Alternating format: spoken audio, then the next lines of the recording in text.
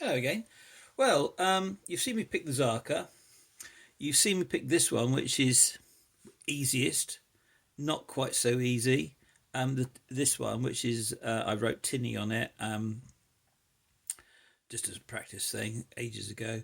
Um, these are two wet weather ones, and I've taken off the jackets. This one's much more difficult. It's not actually difficult, but it's got some very shallow cuts on it, and you can't feel them going into the gates, as it were. And then there's this one, which is technically out of those four the most difficult. So I'm going to give this one a pick. Um, Bitting on the key for you, as it were, if that's what it's called. You can see that. Oh, yeah, that's best. There you go. Well, obviously, it all works fine, as it were.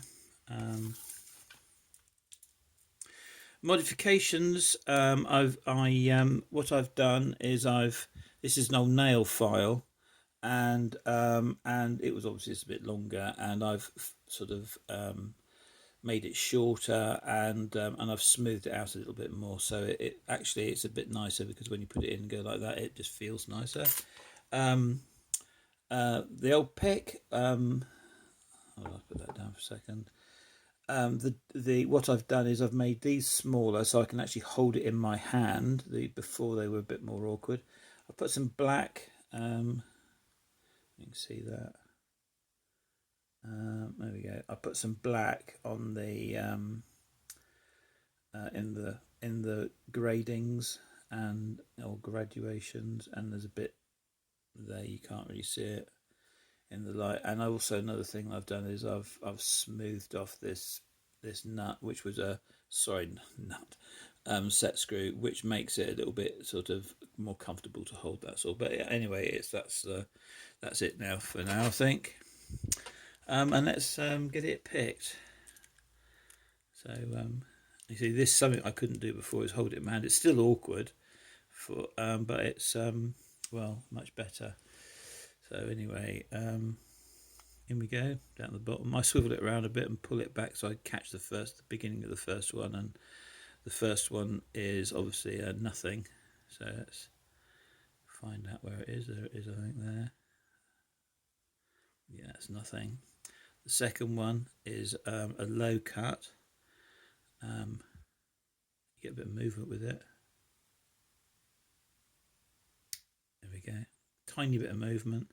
And then the second one is a sort of a shallow cut. That's it. Oh, got movement out of that one, actually. Weird. That's unusual. I'm wondering whether I've got that right. That's in. That's in. And then, oops. I wonder whether I've got that right. Interesting to see. And now I've got to tension off the back, wherever it is there, and that should be it. There we go. What you didn't know then was, as I rotated this back, I get a very slight click, and you know that it's popped in. So there you go. That's that. And that is, I thought that was my last disc detainer lock. So thinking about, I need a new one. I do need a new one. I need something that I can take apart, and Chris Capoon recommended, what did he call it, a Unity. In this country you can get them, but you have to buy a lot of, on Amazon you have to buy 5, I think 5 Unities cost £110 or something, and I'm not going to do that. I might do and give some away, sort of thing, but anyway. But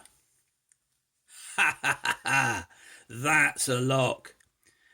A comrade, it is from the Irish Lockpicker. I don't know what accent that was.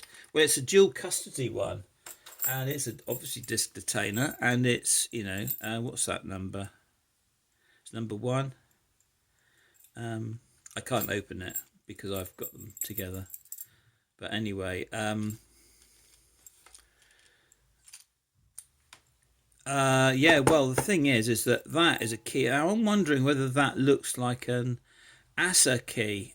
Now, so Mr. Capoon, does that look like an ASA key to you? Go like that. Um, and the other thing is that you're going to need two picks for this, aren't you? And look at this. Look at this one here. Look at those and that one. There's nothing in there. And I did actually leave a comment on Chris's last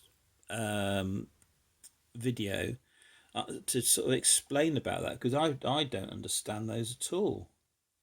But I'm going to need two picks for this, I reckon, because I don't think you get a pick out of there without rotating the things very easily. And no, it's that is going to be that's going to be difficult to pick. And one of the things that Chris does after he's picked one of these, he gets the pick stuck in there and he sort of unscrews this a little bit. And I'm not unscrewing that, am I? That's not going to be unscrewed. So, that's obviously a future project, but I mean, that's interesting. That's a See you around, folks.